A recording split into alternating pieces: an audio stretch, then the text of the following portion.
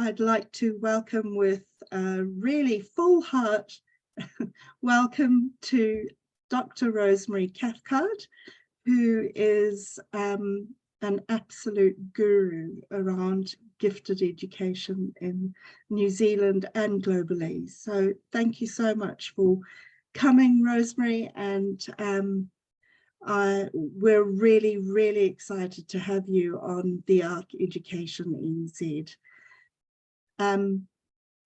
I'd like to start off, let's jump straight into it. Who are you, first of all, and what experience and qualifications do you bring to your work? Well, first of all, it's a pleasure to be here. I think the concept of ARC is a marvellous one, and I'm really thrilled that you're doing this. Who am I? Well, I'm what you see. What you see is what you get. And part of what you'll see is those white hairs up there, which means that I've been around for an awfully long time. A very long time ago, I got fascinated by the way in which gifted children experience school and how often it was such an unhappy and frustrating place for them. And as a teacher, I felt I needed to try and do something about that, particularly to try and find out how do we fix this? In my teacher training, just like a lot of teacher training today, we didn't learn anything about gifted children. No. When I was confronted with this in my own family and saw the unhappiness that could result, I wanted to find out how could we find really good, effective ways to teach these children. And essentially that's what I've been doing ever since. Awesome, absolutely amazing. And you have your doctorate and you've done a lot of study and research and things yourself. So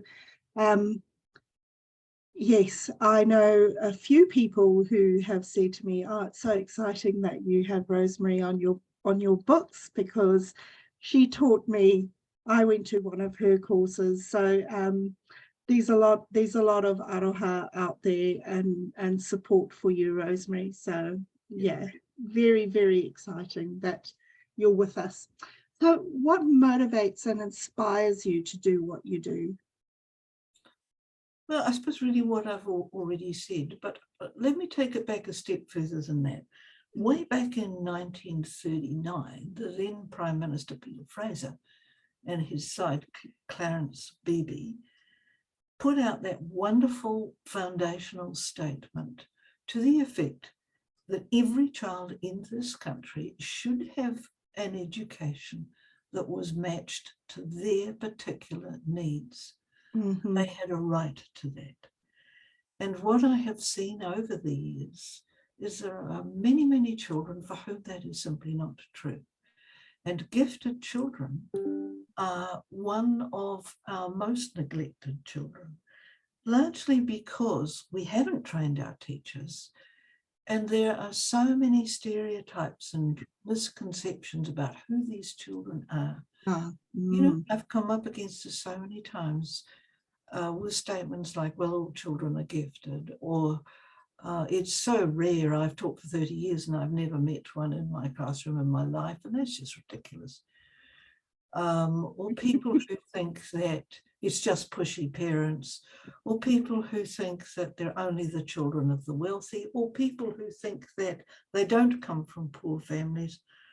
Even, I am very sorry to say, the occasional teacher who thinks that if your skin isn't white, then you won't be gifted. Yeah, when in fact, Māori giftedness, their concepts are extremely rich and exciting and have rather a lot to teach us. Absolutely, absolutely. And that is very much my experience as a younger person. Until they actually realized and diagnosed me a dyslexic. And for my generation, that was really unusual. But in those days, they used the discrepancy method, where they put your reading age next to your IQ. and my IQ was within the genius range, while my reading age was like 4 or 5 years below par. And but before that, I found school really frustrating because I was being treated like wasn't very intelligent or capable, or it didn't have any real potential, until they actually realized how frustrating it was for me. And I ended up going to a special program.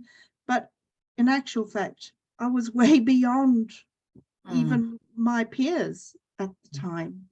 So yeah, and it hasn't changed much since, has it, Rosemary? It Really? is getting better. It is at least acknowledged. I had that in my family too. A gifted child, a highly gifted child, who was also very seriously dyslexic and dyspraxic. Mm.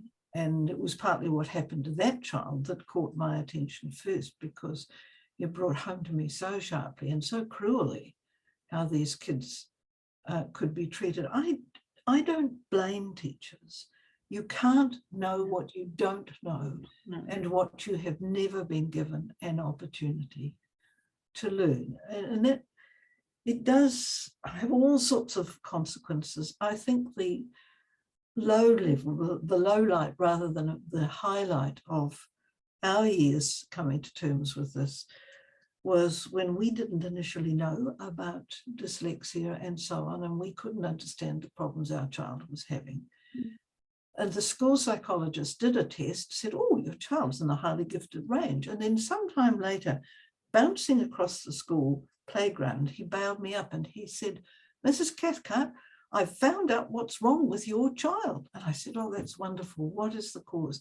And he said, well, there must be something wrong with your marriage.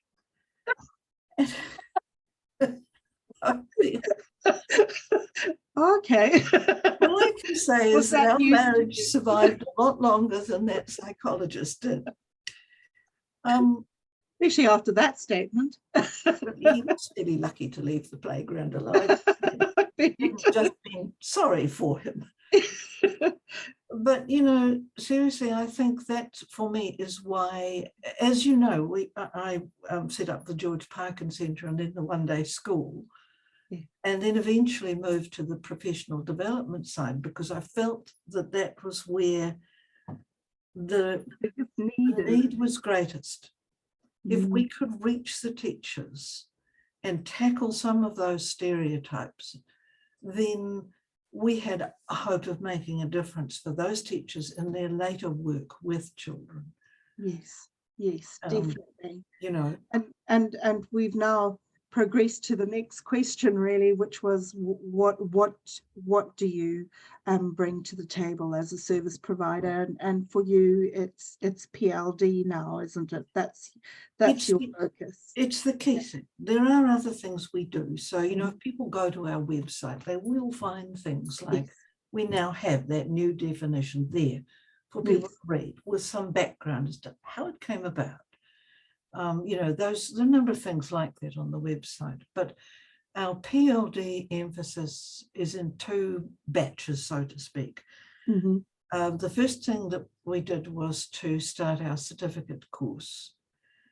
I spent a lot of time thinking about that, you know, checked out the ethics side of it with 2 university sources to make sure that we got that right. And looked at all those kinds of issues to make sure that it was all well structured, and then built that. We built it throughout, or I built it throughout 2005, and the first delivery was in 2006. We've only ever really advertised it in New Zealand, but we do get quite a lot of people coming in from overseas, you know, a little handful each year from various countries, and that's kind of reassuring. The most important thing is working for New Zealand, and that course we made it online so that it's easy for teachers to access. Yes. You know, they don't have to think about, oh, after school I've got to go to a workshop somewhere. They don't have to travel. They don't have to bring in relievers. They can get their modules and read them in their own time. But then they also have feedback things to do and practical things to do. And they're structured so that they can use them in the teaching situations that they are in, and somewhere related to what they are teaching at that time. It has to be practical. And when you put those things together, so you've got the reading and the research and looking at what's been written and thought and taught, and then you've got the practical thing, then you are meeting the standards that the ministry itself has laid down for quality professional development, and that places like the World Council have laid down for teaching, teachers about gifted children. Yes. And indeed for all research over the years on any form of teacher education. Yes. We need to have that kind of quality built into what we do. Absolutely. That academic, rigorous academic approach is really important, but as important as the practical. The two have got to be married together. These days, last year we introduced a shorter program.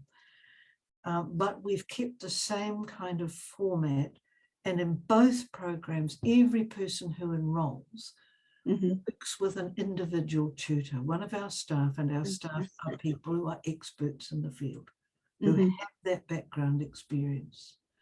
So you could say that we are quite genuinely a case of teachers developing material for teachers, but building in that additional layer of experience and expertise. I think one of the most exciting aspects of what we do is the developmental aspect, and seeing teachers grow and having them come back to us saying, oh, this is the best thing I did. The kids got so excited about this, that, and the other thing. That's awesome. Such fun. That is, yeah. And that's what you do it for. That's exactly why you do it. Yeah. Because it makes a difference for kids. Yes, yes. And I think as long as those white hairs stick around, I will continue doing that. And I just hope we have other teachers who come and join us. It's a great journey to be on. It is indeed. It is indeed. And we're really grateful to have you on our site. And if you are wanting to contact Rosemary or to enroll in one of the courses, please go to our site, go to www.thearcheducation.co.nz, have a look and find an educator, and go down to professional development, and you will be transported to the site.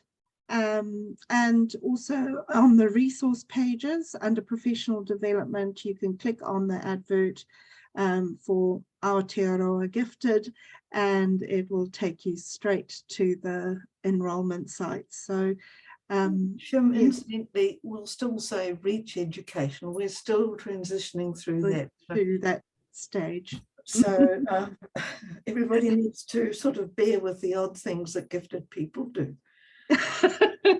Indeed. That's what makes the world go round. Variety. Thank you so much, Rosemary, for our talk, and I look forward to working with you in the future and wish you all the best. Thank you, and all the same to the ARC. Thank you.